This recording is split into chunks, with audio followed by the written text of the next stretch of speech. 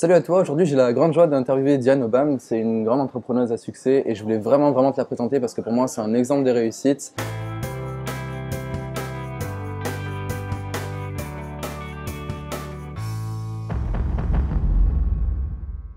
Diane, est-ce que tu peux te présenter un petit peu?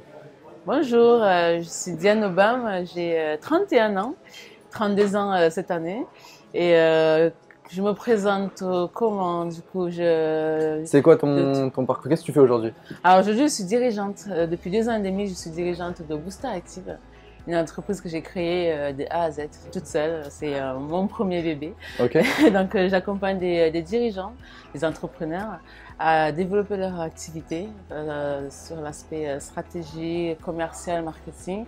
Et je vais de la stratégie jusqu'à l'opérationnel concrète pour booster leur activité. Et je mets une touche personnelle sur le côté digital ok, pour les accompagner à développer leur activité via le digital.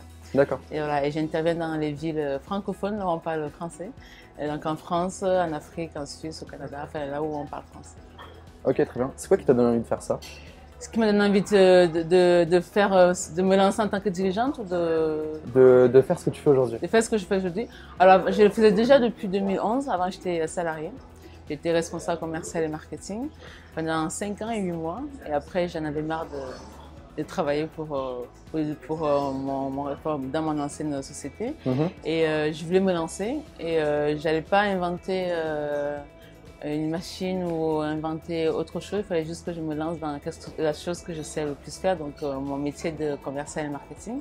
Et donc c'était tout naturellement dans une suite logique que je me suis lancée pour la création de Booster Active. De faire ce que je faisais avant en tant que salarié, mais avec plusieurs sociétés et aussi de manière ponctuelle surtout. En fait, ce qui m'a vraiment motivée à me lancer, c'est que je me suis dit, dans le développement commercial, quand on développe une activité, on est salarié, au bout de 3 ans, 4 ans, 5 ans, ça va bien marcher, et après on aura fait le tour, et j'aurais envie de changer, et je voulais pas chercher une autre entreprise pour avoir le même chemin. Et là, je me suis dit, ben, je me lance dans mon compte. Je fais ça, je signe des contrats pour une journée, un mois, un an, 6 mois, enfin, pour les contrats courts et au long terme. Et là, je pourrais accompagner les clients, comment dire, je pourrais accompagner je pourrais faire des contrats ponctuels quand je suis en contrat pour 6 mois, je saurais que dans 6 mois, le contrat s'arrête. Mhm. Et je n'aurai pas cette frustration de, comme si j'étais salarié dans une société, de ouais, j'ai fait le tour et maintenant il faut que je cherche une autre entreprise ou là je cherche un autre établissement. Enfin, le fait d'être consultant, d'être à mon compte et d'accompagner plusieurs sociétés, c'est plus épanouissant. En fait. Pour toi, est-ce que c'est synonyme de liberté? Ah oui, on est complètement. Ok, c'est quoi du coup pour toi la Complètement. liberté? La liberté pour moi maintenant, c'est le fait de me dire je veux faire ce que je veux, Mhm. quand je veux. Mhm. Et j'ai le luxe maintenant, depuis un an, de choisir mes clients. D'accord. Et voilà, c'est les personnes qui ne m'inspirent pas, même s'ils ont 10 000 euros de budget, je dis non. Ok.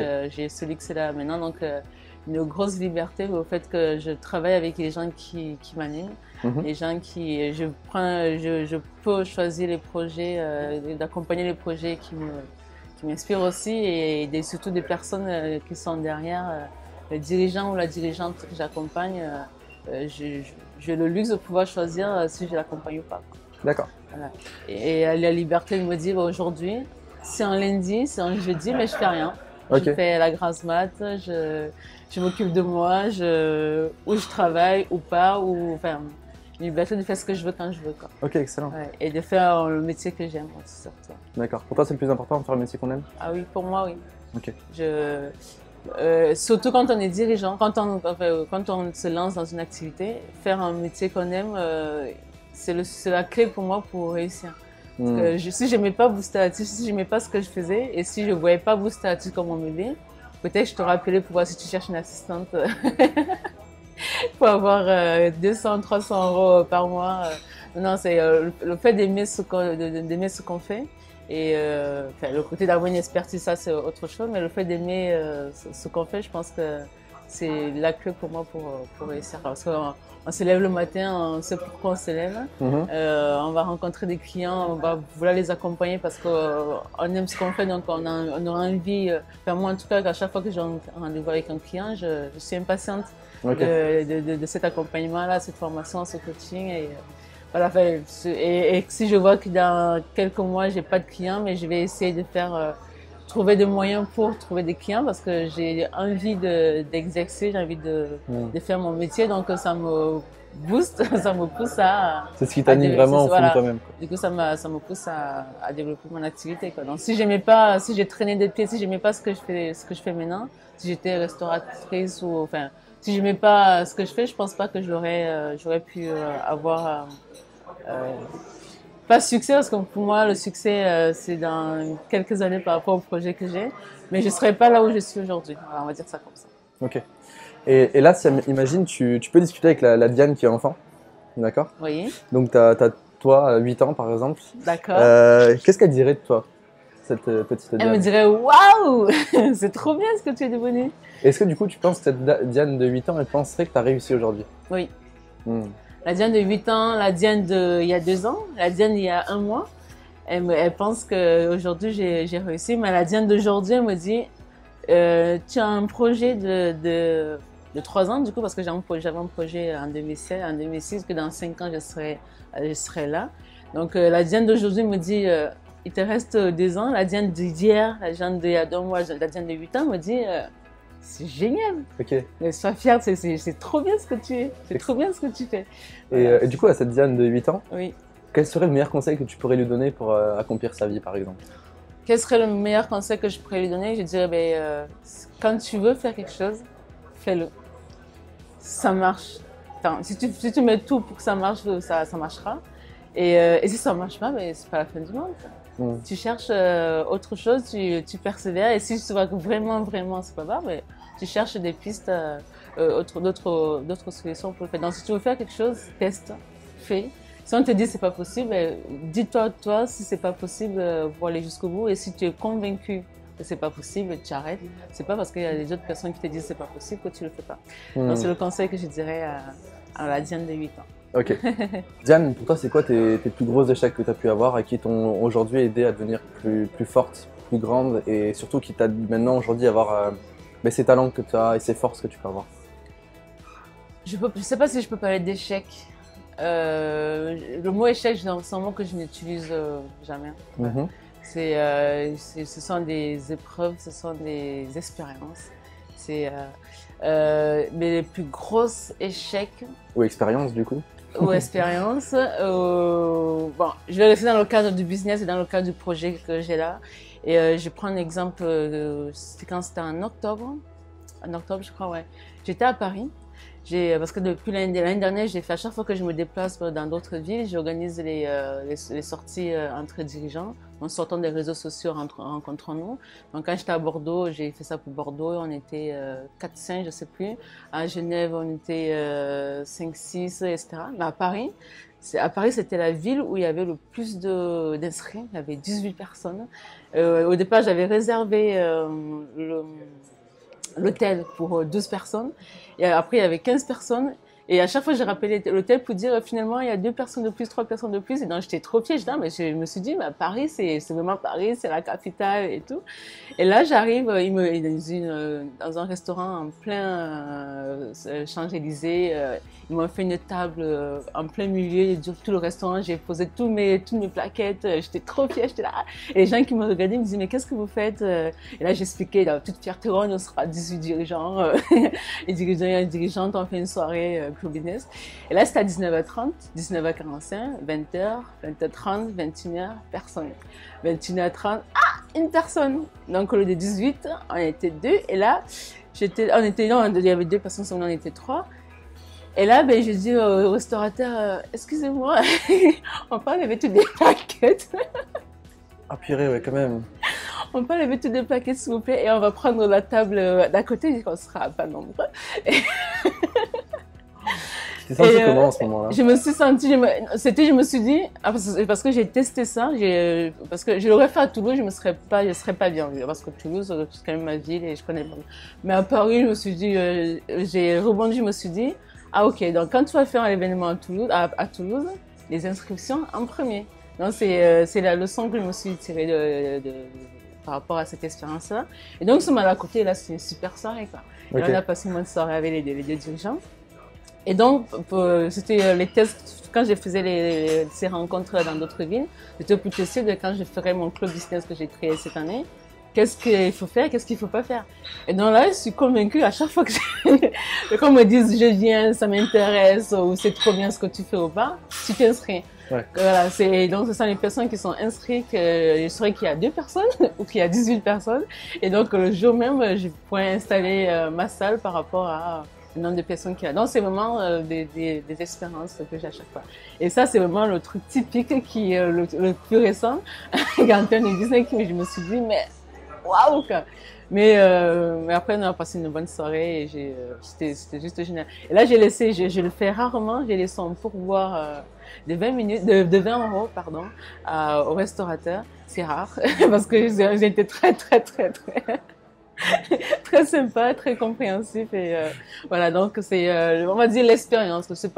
Pour moi, c'était pas un échec. C'était, je testais comme là, c'était un test pour moi de faire, bon, si j'ai fait une soirée, donc demain, si j'ai fait une soirée à Paris, ça sera les inscriptions payantes. Et si on est 2, il serait qu'on sera 2. Si on est 18, il serait qu'on sera 18. Donc, ce qui m'a plutôt embêté par rapport à ça, c'est que j'ai appelé 3-4 fois le restaurateur pour qu'ils rajoutent des gens et qu'au final, ils devaient tout enlever.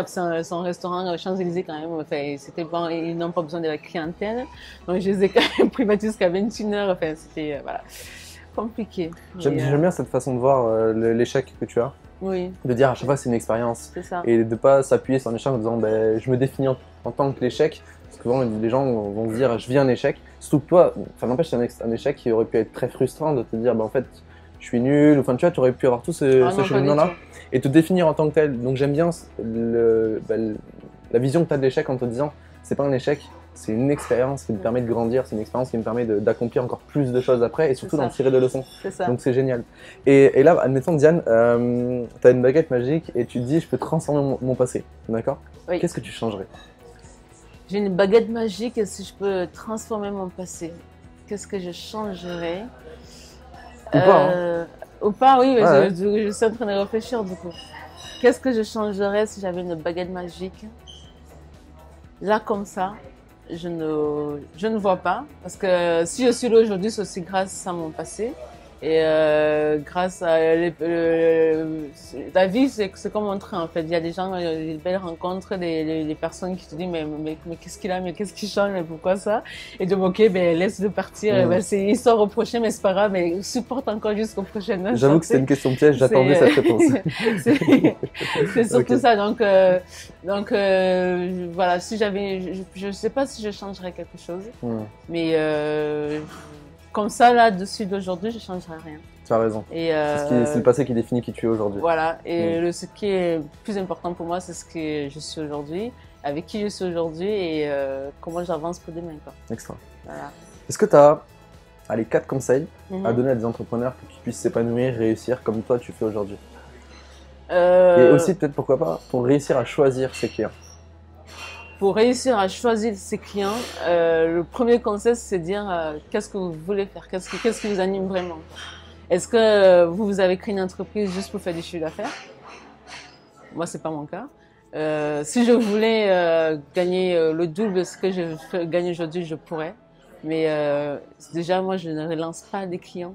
Quand je fais un rendez-vous, je prends le temps, 1 heure, 2 heures, 3 heures, parfois même une journée, pour parler. C'est rare les journées, mais souvent c'est 3 heures pour parler de ce que je fais et comment je peux accompagner les clients. Donc je prends un maximum de temps pour le faire. Donc je vois pas pourquoi je vais prendre encore 5 minutes, 10 minutes, 1 heure pour le relancer après. S'il est intéressé, s'il a vraiment besoin de moi, il m'appelle. Donc, et s'il y a des gens qui font des relances, ils envoient des mails, des newsletters, des appels et tout, moi je le fais pas.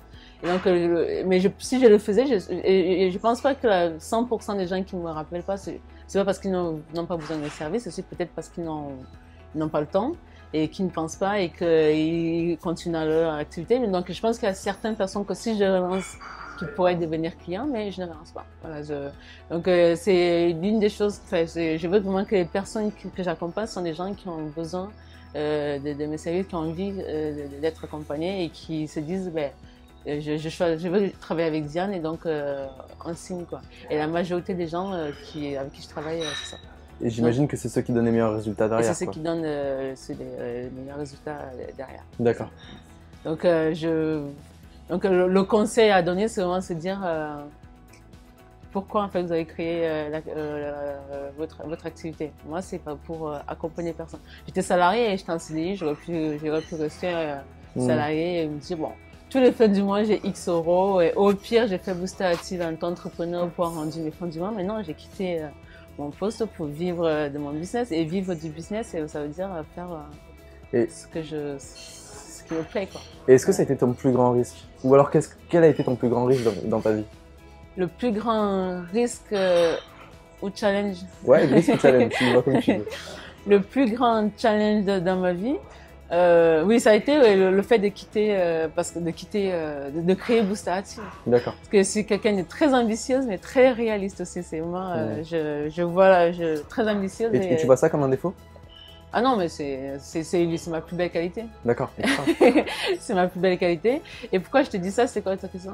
C'était par rapport au fait que aujourd'hui, c'était quoi tes plus grands risques que tu as pu avoir, ou challenge comme voilà, tu pouvais mon le dire. plus grand challenge, c'était ça de quitter, de créer Booster Active, parce qu'avant, maintenant j'ai un réseau surtout à Toulouse, mais il y a 2 ans et demi, je connaissais personne. Okay.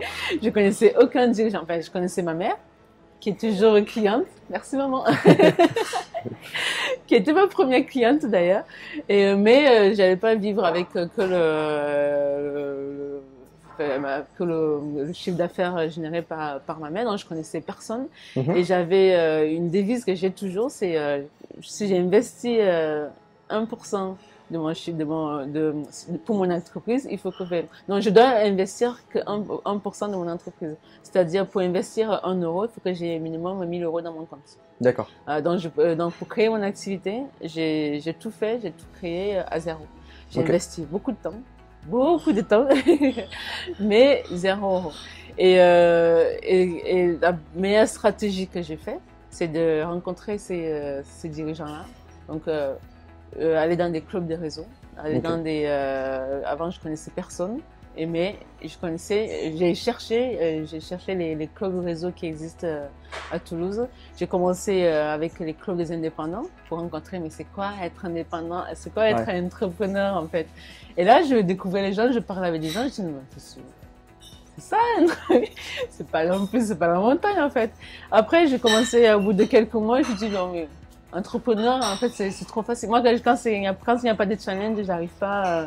Il me faut tout le temps côté challenge. Je me suis dit, ben non, mais challenge, entrepreneur, c'est facile. En fait, tu crées une entreprise. En plus, ça m'a pris 2 heures de le faire sur Internet un dimanche.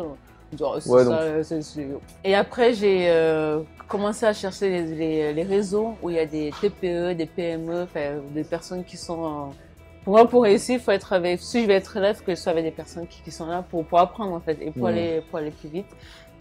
Et donc, cette technique je sais pas comment, j'ai pas pris ça à l'école, c'est juste, je peux pas te dire comment j'ai eu les dépôts, mais c'était la stratégie que j'ai mis en place, c'est de rencontrer des personnes mes potentiels clients, quoi, de pas payer pour faire de la pub ou en commercial ou quoi, mais je les rencontre. Je suis dans un réseau où il y a 100 indépendants, 100 TPE, 100 PME, je discute avec 10. Objectif, le soir, j'ai au moins une personne qui veut un rendez-vous, quoi. Qui signe pas, mais un rendez-vous. D'accord. C'est pas du genre aller dans des réseaux pour voir des copains. Les copains, je les vois le soir, le week-end, quand je peux, ou un déjeuner en semaine entre 2 rendez-vous. Mais je vais pour le business, pour la notoriété, pour faire des rencontres, pour Voilà. Et quand je vais dans un réseau, je reste pas à côté du cocktail. Ah, mais il est trop bien ce chocolat. Non, c'est pas du tout. Ça, je le fais après. Je vois les copains après. Je rencontre d'abord les gens que je connais pas. J'essaie d'avoir d'abord mon rendez-vous. C'est moi la stratégie que j'ai mis en place depuis septembre 2016, depuis 2016. À chaque fois que je vais dans un club business, je rencontre des gens, quoi. Donc voilà. Donc le challenge que j'ai été, c'est le moment de me lancer un défi de commencer à zéro et de compter que sur moi je suis quelqu'un de très fier, hein. Tout ce que je fais, je suis fière de moi. Si j'ai un jus d'orange qui tombe et que j'arrive à ramasser, ça tombe pas, je suis waouh, c'est la victoire. Enfin, les petites, moyennes et grandes choses, toutes mes réalisations, je les célèbre, je suis assez fière. Donc à chaque fois, dans tout ce que dans tout ce que je fais, j'essaie de réussir, en fait. Voilà. Okay. Pas comment dire, je me fixe des objectifs et des petits objectifs pour arriver au gros truc. Donc le challenge, voilà, c'était de pouvoir réussir à faire ça, de pouvoir réussir à me faire connaître, de pouvoir réussir à me faire un réseau, de pouvoir réussir à avoir les 10 premiers clients sans investir 0 €, de pouvoir développer mon activité sans investir, sans avoir besoin de quelqu'un, sans me dire, tu l'as fait, quoi. Ouais, donc t'as un peu la philosophie du zéro excuse, quoi. Vraiment, ouais. Si tu veux vraiment le faire, tu peux le faire. Si tu n'en as en place les actions, la stratégie derrière, ok. C'est ça. La stratégie, c'est une chose. Moi, j'accompagne les gens pour faire la stratégie et j'accompagne sur les actions. C'est la stratégie, c'est une chose pour voir où est-ce qu'on va, pourquoi, comment. Et après, il y a comment on y va, qu'est-ce qu'il faut mettre en place. C'est ce que je fais pour moi. Okay. Et donc, je transmets ce que je sais faire. Enfin, d'accord. Voilà, simplement. J'ai une question qu'on m'a posée dans l'interview que je trouve extraordinaire et je veux te la poser. Aha. Elle n'est pas facile, mais c'est une belle question. Okay. Imagine que cette interview, c'est une capsule temporelle. Une capture temporelle. Une capsule temporelle. Okay. Tu sais, c'est les capsules où on met un message et on se dit je l'ouvre dans 20 ans. Capsule, d'accord. Tu vois. Imagine là, tu fais une capsule temporelle et dans 15 ans, 20 ans, tes enfants la regardent. Qu'est-ce que tu auras envie de leur dire? Qu'est-ce que tu auras envie de dire à tes enfants? Qu'est-ce que j'ai envie de dire à mes enfants? Je leur dirais, vous voyez, c'est grâce à tout ce que je fais là que ce soir, si vous voulez aller à Dubaï ou Bahamas, vous pouvez. Ok, d'accord. Ok. Et après, au niveau de l'inspiration, de la réussite, qu'est-ce que tu leur dirais à travers cette vidéo? Et je leur dirais d'être... alors, le côté Bahamas, c'est un peu le côté fun des trucs, mais ma sœur, c'est un peu comme... elle n'aime pas que je le dise, mais Camille, je sais que tu es toujours mon bébé. Mais ma sœur, c'est... comment dire, faut que je fasse attention à ce que je vais dire parce qu'elle va regarder, elle va regarder la vidéo. Donc en parallèle avec mes enfants, j'enseigne le fait que quand tu veux quelque chose, il faut l'avoir. Donner 50 € à ma sœur, c'est pas un truc, mais quand je donne 50 € à ma sœur, c'est parce qu'elle le mérite. Et mes enfants, le côté, ce soir, vous pouvez aller au Bahamas aussi, mais ce sera, si tu arrives à bien travailler, si tu arrives si demain, tu travailles pas, si demain, tu abandonnes tout, si demain, tu décides de ne plus rien faire de ta vie, ne dis pas que parce que maman est là. D'accord. Donc, maman sera là pour t'épauler si tu veux. Ah, je dis maman, c'est bizarre. Je serai là, je n'ai pas dit maman parce que ça fait bizarre. Donc, je leur dirais que je serai là pour les épauler s'il faut, je serai là pour jouer mon réseau s'il faut les mettre en relation avec moi, mais c'est parce qu'ils vont mériter. Et ils vont mériter ces vacances aux Bahamas, ils vont mériter le fait qu'ils peuvent avoir une belle vie par rapport au travail qu'ils vont faire, par rapport au relationnel qu'ils ont aussi avec moi, parce que je pense pas que ce serait des... voilà, mais ils peuvent avoir ce qu'ils veulent, mais s'ils méritent s'ils méritent d'avoir ce dont ils ont besoin, quoi. Ok. Voilà, c'est ce que je veux dire. Aujourd'hui, c'est quoi ton plus gros challenge? La grosse étape que tu dois passer? En ce moment actuel en juillet, c'est de créer mon club business. Okay. C'est trop bien, j'adore. Excellent, ça t'anime à fond, quoi. Ah non mais toi, j'arrive pas à baisser le sol. C'est top ça. Ah non, j'adore, c'est le club business là, Et c'est quoi le challenge là-dedans en fait? C'est quoi qui te fait sortir de ta zone de confort, qui te fait te dépasser? Le fait de me dépasser, je me dis, j'arrive à créer un club business. Ok. Parce qu'il y en a 36 000, hein, des clubs, des clubs business. De créer un club qui est totalement, mais alors, rien à voir avec tout ce qui existe maintenant. Et surtout le fait de me dire, il y a une, deux, trois, une dizaine de personnes qui me disent, c'est trop bien, on va te suivre, on sera adhérents. Et pas que des gens que je connais. Et ça, c'est waouh. Je suis impressionnée par ce projet. Au départ, c'était une idée, un projet. Maintenant, ça devient une double activité qui prend du temps, mais qui m'anime, quoi. Okay. Le fait de me dire vraiment qu'il y a des gens qui me suivent dans ce nouveau concept, mais aussi dans ce projet, et qui sont impatients de me dire, mais c'est quand le prochain? Je dis, c'est bon. Extra. J'adore. C'est quoi ton plus grand rêve? Mon plus grand rêve, maintenant, ça serait à titre perso, d'avoir des jumeaux. Ouais. D'avoir des jumeaux. Et, ben ça, c'est un rêve, d'où le rêve. Mais ma plus grande prochaine accomplissement, parce que le rêve, les jumeaux, j'aimerais bien avoir, mais bon, ça dépend pas de moi. Mais mais le rêve au niveau accomplissement, des choses que j'aimerais faire et que je pourrais faire, tout dépendra de moi, c'est d'avoir une, deux, trois familles qui vivent grâce à Boosteritive. Excellent. Des collaborateurs. Voilà, c'est avoir un bureau avec des collaborateurs qui viennent le matin et qui se disent à la fin du mois, on était payé parce que je travaille chez. Et c'est quoi qui t'anime vraiment là-dedans? C'est quoi qui te donnerait le sourire et dire waouh, c'est trop beau? Ah non, mais je me dis waouh, les gens ils sont heureux de travailler avec moi. Ouais. Ils vivent pas grâce à moi, mais grâce à ce qu'on a fait, le projet qu'on a, et me dire mais j'ai réussi. Là, quand tu parles de réussite tout à l'heure, pour moi, pour l'instant, je ne vais pas parler de réussite. Donc, mon projet. Même si la Diane de 8 ans dirait que tu réussis. Pour la Diane de 8 ans, elle réussit, mais Diane maintenant, je me dis, ben, quand je vais réussir, je me dis, mais j'arrive en versant salaire. Versant salaire à un ou une collaboratrice et avoir un bureau. Ouais, voilà. C'est ça qui est. Okay. Ça sera le. Le truc, c'est que, tu vois, il y a la Diane de 8 ans qui se dit aujourd'hui, la Diane, t'as réussi. Oui. Là, tu dis, bah ouais, mais moi, pour réussir, il me faut ça. Mais quand tu y arriveras, ce sera quoi ta prochaine réussite? Parce que finalement, en fait, la réussite, c'est quelque chose qu'on poursuit toute sa vie. Oui. Ce serait quoi ta grande réussite? Je sais plus qui dit que la réussite, c'est juste en fait de se coucher tous les soirs en paix. Ce serait quoi l'après?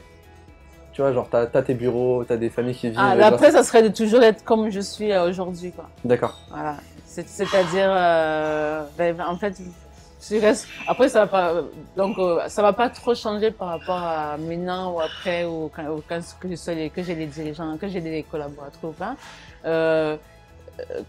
Vu ta question, aujourd'hui, ouais, je peux dire que j'ai réussi parce qu'aujourd'hui, ben, à midi, je vais déjeuner, mais je vais me payer ce déjeuner. Ok. c'est pas l'État, c'est pas maman, c'est pas mon mari, c'est moi. Ce week-end, ben, demain soir, je vais à KCO, c'est moi. Je suis payée. Je prends un trimestre, je me prends 4-5 jours des vacances grâce à moi, grâce au travail que je fais. C'est l'accomplissement. L'accomplissement, voilà. L'accomplissement et la réussite, ce serait ça, ce serait tout à de continuer à avoir cette vie de comment dire, épanouie en fait, voilà. Du coup, pour toi, vaut mieux gagner moins mais vivre épanoui, oui. ou plutôt gagner énormément et derrière avoir une vie misérable. Moi, je suis plus riche qu'un millionnaire. Hein. Ouais, voilà. Ah non, mais ça, il y a des gens que je connais. Non, c'est important. Qui ont des millions, mais quand je vois ma vie, je veux pas être millionnaire en fait. Là, je vois ce que tu veux dire. Dernière question.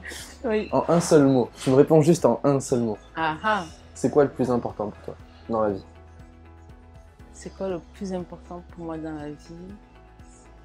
C'est la gratitude. Excellent. Pourquoi la gratitude? Pourquoi la gratitude?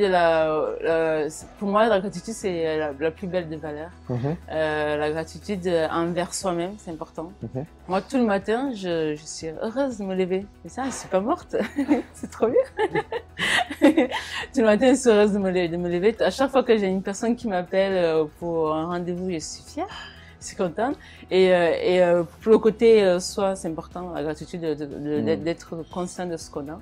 Et ça, je l'ai mais à 100%, je le vis, je le ressens et tout. Et le fait d'avoir une gratitude envers soi, ça permet aussi de pouvoir avoir un environnement, tu dis, ben, j'ai le choix de vivre avec, de fréquenter telle ou telle personne par rapport au fait que c'est bien pour moi ou pas. J'ai le choix d'avoir des clients parce que pour moi, il faut que ce soit, quand je vais dormir, je sois fière de moi. Et je sois, donc le choix de pouvoir choisir ses clients, de pouvoir travailler, faire ce qui nous plaît. Donc avoir la gratitude envers soi, ça permet aussi d'avoir vraiment tout ça, quoi, de se dire, mais quand je vais dormir ce soir, cette personne qui est en train de me parler là, est-ce que je serais fière de moi de ne pas lui répondre? Ouais. Non, alors j'ai agi pour lui dire, ben non, et quand je vais dormir le soir, elle dit non, Super. cette journée, Diane, t'as passé une bonne journée, t'as passé une bonne journée. Cette personne, par rapport à la belle chance que vous avez eue, ou cette personne qui a voulu te chercher, mais tu as montré que t'es pas, on te dit pas n'importe quoi non, non plus.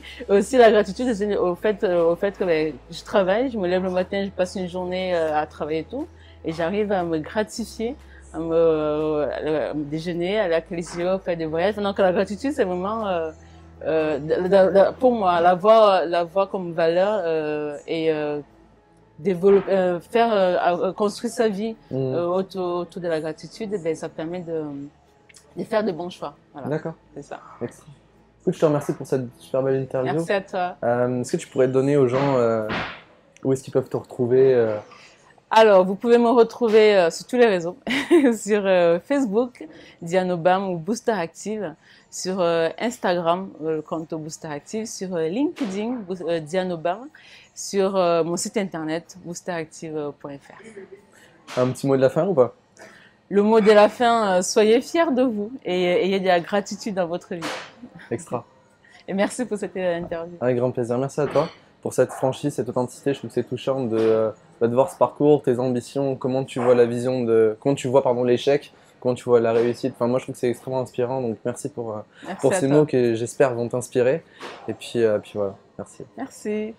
Écoute, si cette interview t'a inspiré, je t'invite vraiment à la partager. Tu peux me taguer un ami, tu peux vraiment montrer aux gens que tu apprécies le potentiel qu'on a tous en nous, leur montrer que tout est possible à travers cette interview qui, je trouve, est très inspirante. Donc, n'hésite pas à commenter, à liker, à partager tout ça. Et puis, je te dis à très bientôt dans une prochaine vidéo. Et n'oublie surtout pas que tu es une personne extraordinaire. Ciao. Ciao.